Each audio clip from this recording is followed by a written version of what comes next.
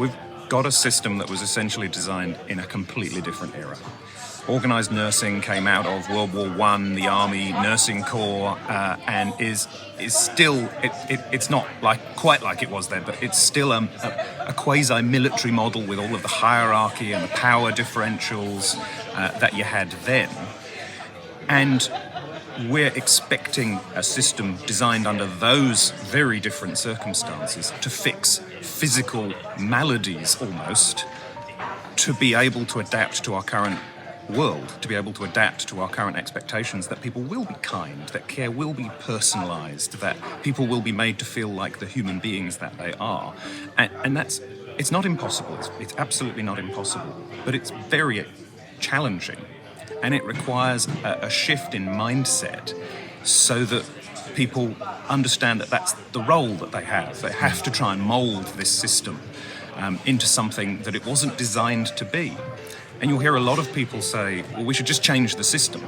But the politics of health make that incredibly challenging. The reality is most people don't actually ever want to be in a hospital. They certainly don't want to die in a hospital.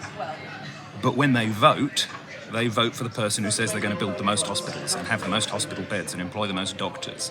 They don't vote for the person who says, we're going to develop a kind system. We're going to focus on prevention. We're going to focus on helping people care for themselves. Nobody votes for that.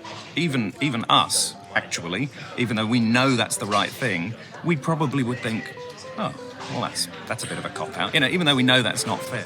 Healthcare is the only industry where better technology increases rather than decreases cost. And the reason it does that is because as soon as there is a new treatment, everybody wants it. And ethically, we want to give it to them.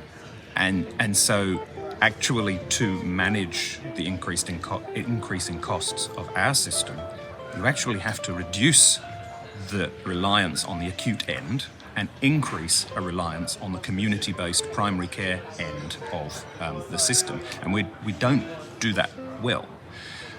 So the most expensive part of our system is the hospital and the very, very complex acute care that it provides. And yet that is what we put all of our effort into.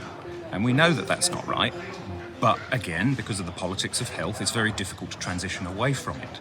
A kind system would be one where you were able to live in your home as long as humanly possible, instead of having to move into aged care or into assisted living sooner than you need to. We would have a system that focused on quality of life. We would have a system that focused on helping people to manage their own health so that they didn't need to become part of the statistics. But we don't have a system like that. And I'd say my challenge to everybody working in health is, firstly, if we wait for that to happen from a system point of view, we'll all be long dead before it does. But that doesn't mean we haven't got to try and push the system to change. But at the same time, there are things we can do now.